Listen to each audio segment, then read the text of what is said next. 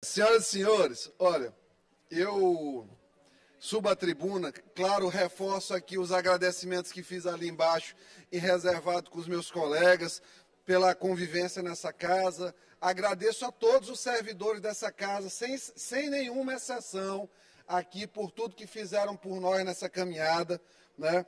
Aproveito para agradecer aqui rapidamente a mensagem que eu recebi da minha mãe pela manhã.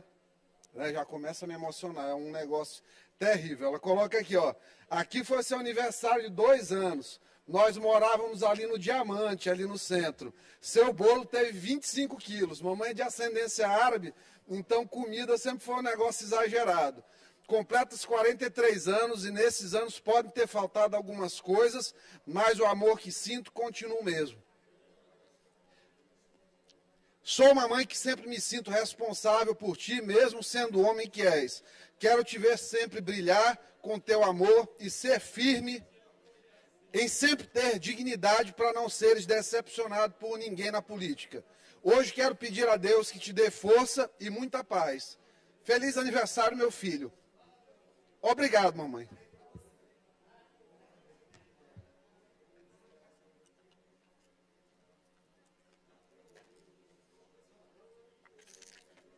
E minha mãe foi uma pessoa que, graças a Deus, ela nunca teve medo de cara feia, nós não éramos ricos, mas nós nunca nos colocamos abaixo de ninguém que tivesse sobrenome, posição, postura acima e nada disso. Isso nunca nos amedrontou, até porque nós caminhamos sempre por um caminho bom, um caminho bonito, de fato, mesmo perante as dificuldades.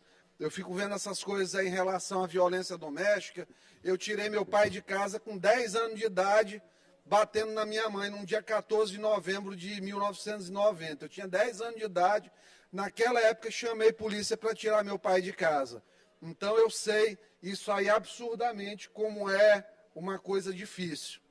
E, muitas vezes, a única coisa que meus adversários têm para falar de mim em relação a uma situação de 2015 que nunca ocorreu, eles sabem que não ocorreu, eles sabem que a situação foi resolvida em 2015, mas toda vez eles requentam essas coisas achando que isso me atinge. Eu falo, não porque atinja, mas eu falo para mostrar a tranquilidade e a cabeça erguida que eu tenho para tratar de cada uma dessas temáticas.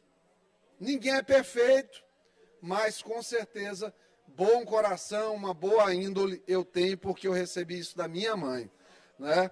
Então não poderia deixar de falar, tendo em vista que Brasília parece ter sucumbido e silenciado, não sei se por conta de falta de qualidade parlamentar ou de falta de vontade de desmistificar algumas situações, mas o que está acontecendo aqui no Maranhão é uma coisa muito grave em relação à Polícia Federal, em relação ao Ministério da Justiça. Na semana passada, o jornalista Luiz Pablo, ele publicou o trecho de uma live do deputado André Fufuca, agora ministro, em que ele recebeu a seguinte mensagem do ministro da Justiça: olha, dinheiro eu não tenho, agora a polícia, essa eu tenho. O que é que ele quis dizer ali? Foi um tratamento diferente do que ele teve com o Juscelino. A Polícia Federal, depois que o Juscelino, que foi um cara que se manteve altivo, sem curvar a cabeça para ele, a Polícia Federal começou, eu não estou defendendo o Juscelino, até porque não tem simpatia pessoal pelo Juscelino. Acho ele meio fechadão, não tem amizade com ele. Mas tem um compromisso primeiro com a verdade acima de tudo. Então, o Juscelino começou agora a ser perseguido em caráter constante na Polícia Federal. O Fufuca é um cara muito mais jeitoso, é muito mais político, é um cara muito mais tranquilo, ele é pacificador, ele não tem esse perfil. Foi um aluno que eu tive que eu gostava demais, por este jeito dele, sempre foi um cara humilde. Imagina você ter no 8º período de medicina um aluno que é deputado na sua sala, né?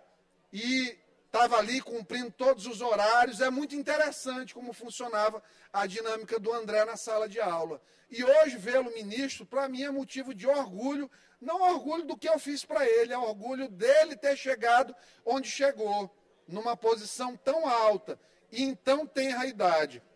Então, recebe um abraço do Flávio Dino, dizendo que tinha a polícia. Ele até arregalou o olho. E depois, com a repercussão negativa, porque até o ex-presidente Bolsonaro colocou este trecho da fala dele, sob o evidente aparelhamento, que não foi só uma fala isolada. Além da fala, nós temos os atos e ações do ministro. Ele é chefe institucional do ministério, porém a polícia é autônoma. Ele diz que manda todo dia investigar a polícia. Ele não é chefe da polícia, ele não é diretor da polícia. A polícia tem sua autonomia. No caso Marielle, onde a Polícia Federal reapresentou tudo que já se sabia, mas fizeram aquela celeuma toda, ele foi dar coletiva, não era dele aquela coletiva. Então ele o tempo todo está personificando a imagem de condutor da polícia como se fosse uma Gestapo propriamente dita, a serviço de um processo ditatorial. Não estou chamando o ministro, aqui tem que ficar muito claro, porque, como diria Carlos Drummond de Andrade, penetra surdamente no reino das palavras, pois lá estão os poemas que esperam para serem escritos. No reino das palavras não há dúvida.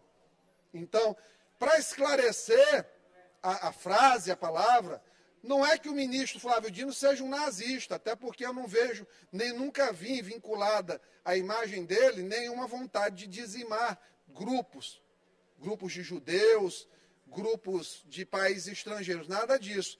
Mas em termos de propaganda mentirosa, de aparelhamento de instituições, de perseguição de adversários, de centralização de poder, é inegável que tem semelhanças com os partidos nacionais socialistas. O nazi era nacional-socialismo.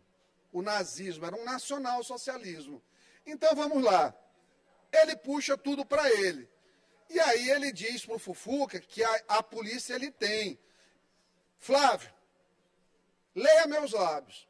Eu sinto muito lhe dizer que você não tem a polícia. Você é só um ministro. Claro que é um cargo importante de ministro da Justiça, mas é um cargo que amanhã, se a Janja acordar com uma indisposição, com uma TPM, pedir ao Lula a sua cabeça por algum motivo sequer, você vai cair. Porque é um cargo de livre nomeação e exoneração. Então, você não tem nada. Você tem o seu mandato de senador, 8 anos. Isso aí você tem. Mas, enquanto ministro, você não tem absolutamente nada. A polícia é uma polícia de Estado. Por isso que ela tem que ter independência funcional. Para um constitucionalista como você, Flávio Dino, eu tenho certeza que eu não estou inovando em conhecimento. Né? Até porque, como diz o deputado Fernando Braide, ainda não tenho a minha OAB. Né?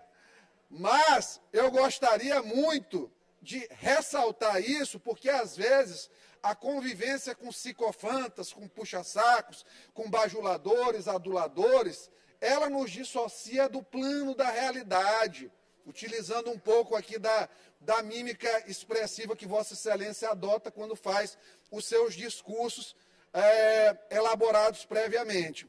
Então, o que acontece?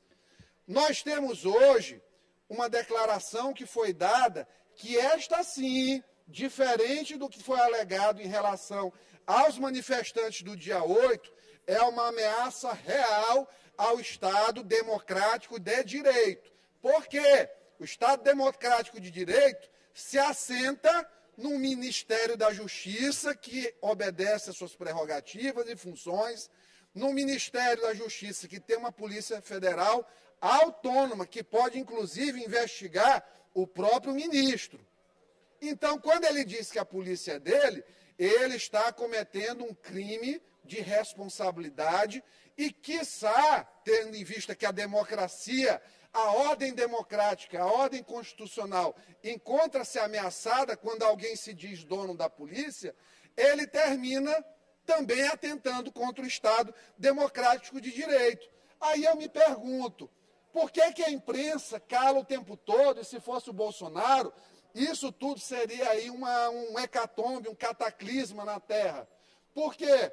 Porque eles têm relação financeira com a imprensa construída desde o período que estavam aqui no Maranhão e usavam verbas da SECOM. Eu já mostrei, vou mostrar a parte mais grave no momento certo, porque a gente não começa queimando cartucho. O que eu trouxe até agora são apenas spoilers, Bandeira, do que vem por aí. Inclusive, quinta-feira estarei aqui para recepcionar o secretário executivo do Ministério da Justiça, o senhor Ricardo Garcia Capelli. Então, o Flávio Dino hoje ameaça a ordem democrática. Fico até preocupado, deputado Ricardo Arruda, com um cidadão como Flávio Dino, eventualmente, não sei aí se vai para o STF ou não, mas é muito temerário uma pessoa como Flávio Dino chegar ao cargo de ministro do Supremo. Não que vá poder fazer muita coisa, porque as decisões, é uma corte colegiada, né? As pessoas não obrigatoriamente seguem a mesma coisa. Segundo, porque não devo nada à justiça, graças a Deus. Recentemente aí ganhei 2 processos na justiça, uma defensora pública me processou, veja você, civil e criminalmente, porque eu falei que aquela ação do lockdown da defensoria foi uma ação assodada.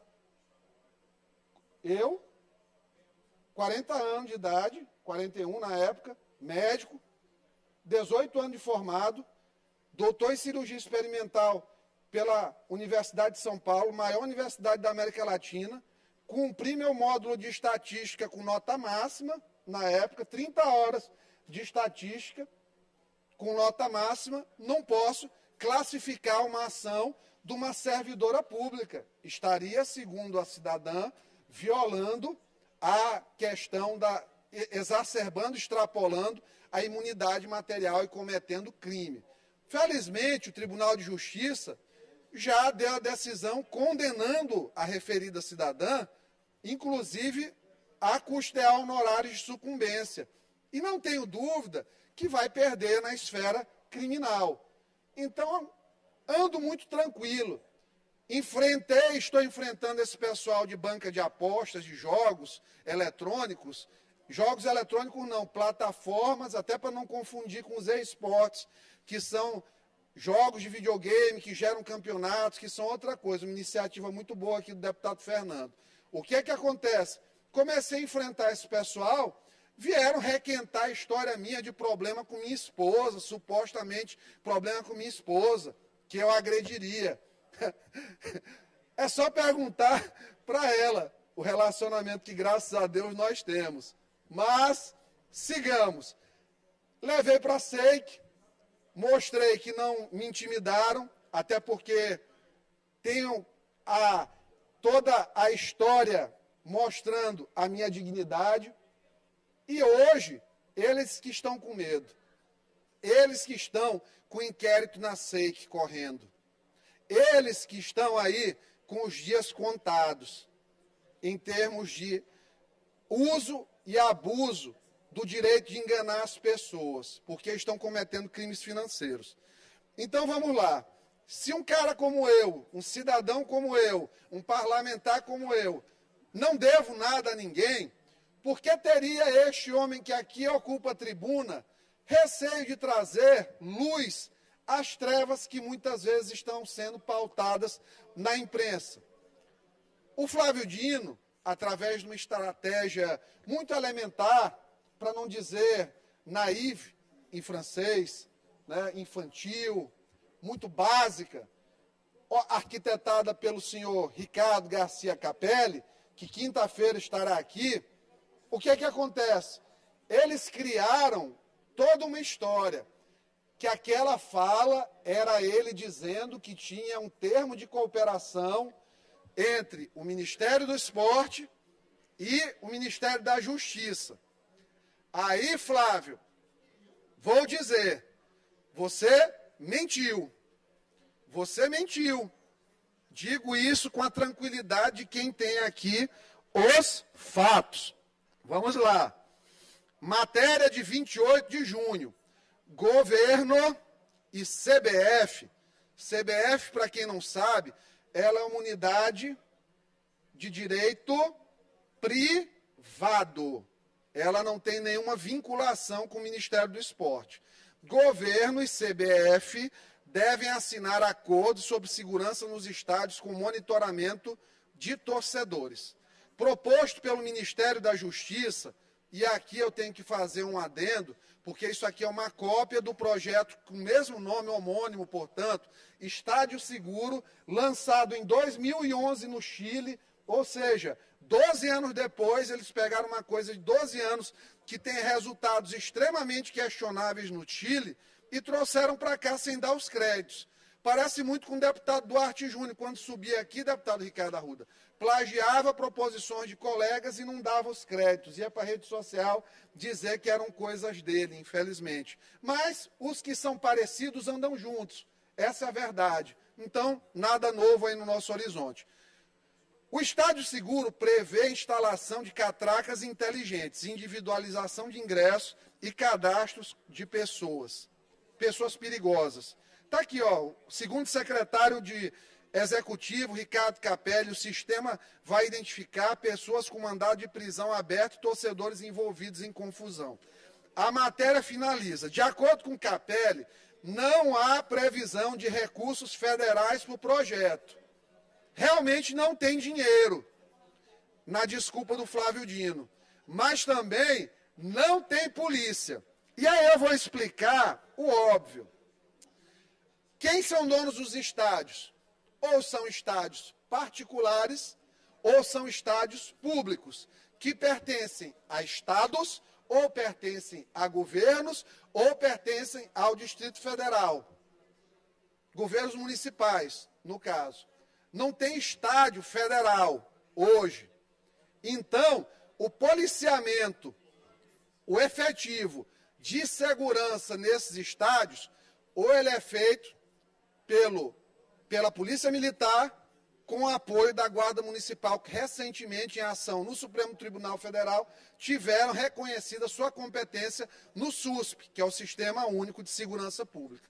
Então, não tem dinheiro do Ministério da Justiça e não tem polícia nessa desculpa esfarrapada que o Flávio Dino utilizou para tentar dissuadir a opinião pública do óbvio, que ele, sim, foi autoritário em relação à polícia e que utilizou aí de vários crimes que podem ser elencados, gerando tanto impeachment quanto, eventualmente, prisão. Se bem que a legislação brasileira não permite, ou ele é impeachmentado ou ele vai preso. Então, seria melhor impeachment, até que eu não tenho nenhum tipo de pretensão dele ser preso, até porque sofreria muito na cadeia por conta das instalações muito pequenas.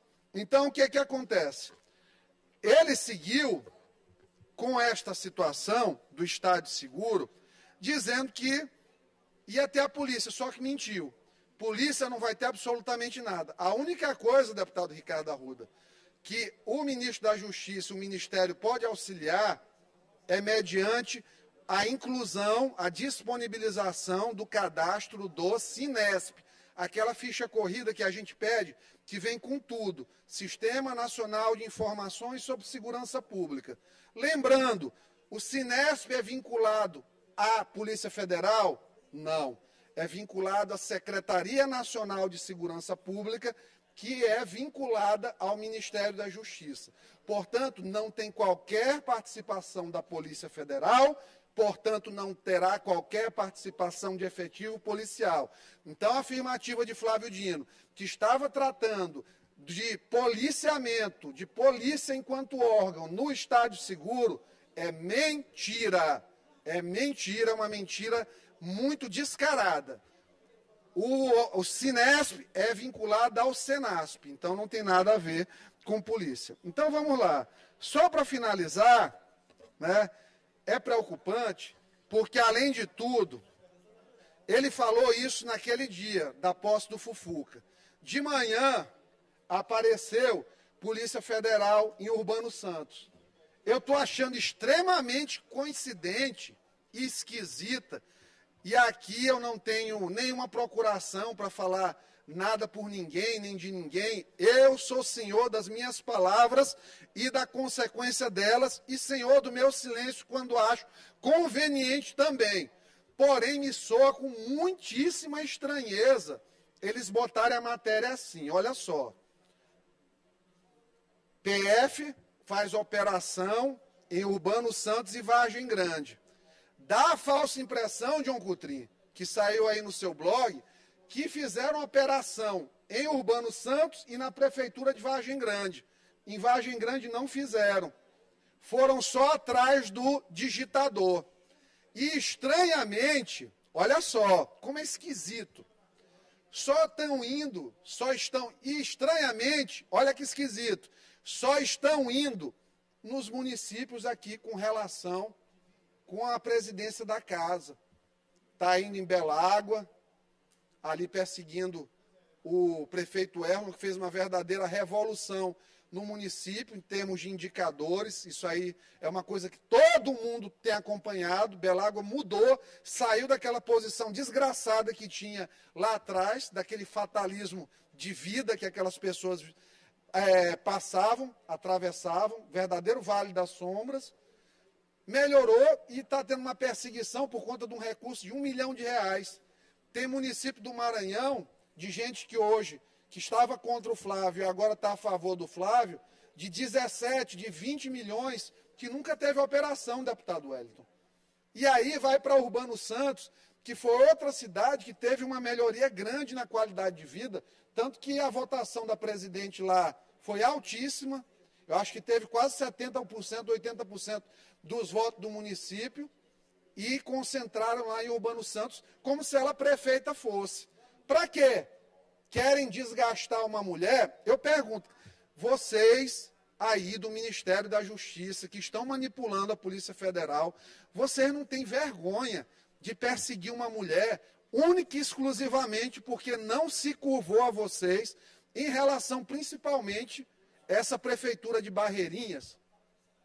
Só porque o prefeito atual é contemporâneo e é amigo próximo do ministro da Justiça, vocês vão perseguir a presidente da Assembleia, fazer conspiração 24 horas por dia, vão achar que a gente não vai reagir?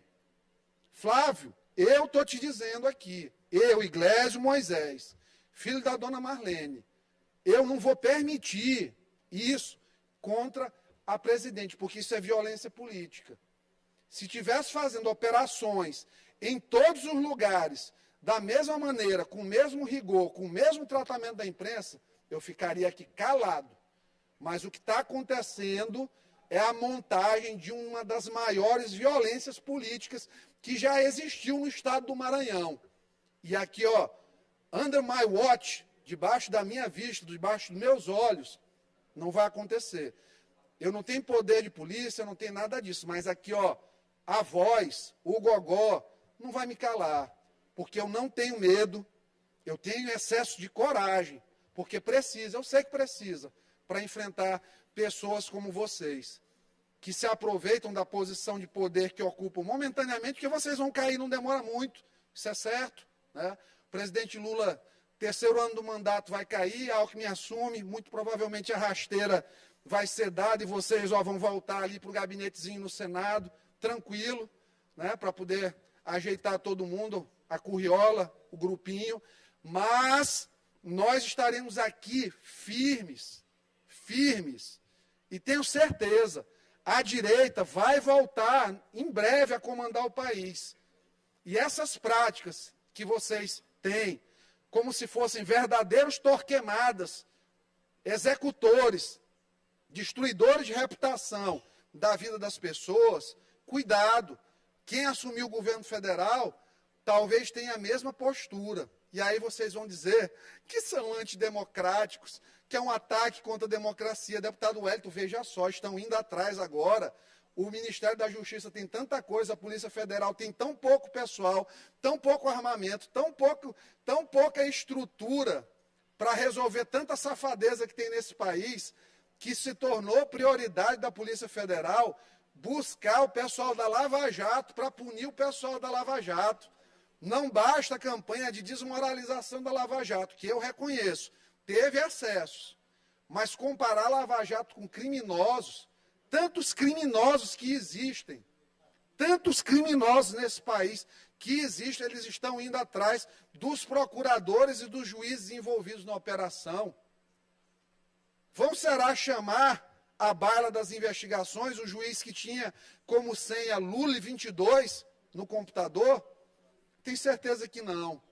E esse estado de direcionamento dos inquéritos, dos processos, da manipulação da mídia, do fornecimento de recursos financeiros a essas pessoas dentro da imprensa para pautarem o que querem, para colocarem debaixo do tapete a sujeira, tem vozes que vão se levantar contra vocês. Tem meses que tem um senador chamado Marcos Duval, que o Alexandre de Moraes suspendeu as redes dele sociais. Tem um senador da República há meses proibido de falar, gente. Isso nunca aconteceu no Brasil. Até na ditadura, tinham veículos de imprensa, os políticos podiam falar. Tiveram que dissolver o Congresso para calar a voz dos parlamentares. E aqui estão calando, à luz do dia, em frente à multidão, sem qualquer pudor, em violações diárias contra garantias, preceitos e cláusulas pétreas, deputado Florencio Neto, da nossa Constituição. Então, é com extremo pesar, é com gigantesca preocupação, mas também com universal força de vontade de lutar contra cada uma dessas pessoas, que eu subo essa tribuna, para dizer que, mesmo aqui do Maranhão, tem um parlamento, uma voz parlamentar, que não silenciará perante tanta injustiça que tem sido cometida por esse pessoal do Ministério da Justiça e alguns membros do Supremo Tribunal Federal. Que vergonha esses tempos brasileiros, que vergonha. Eram essas palavras.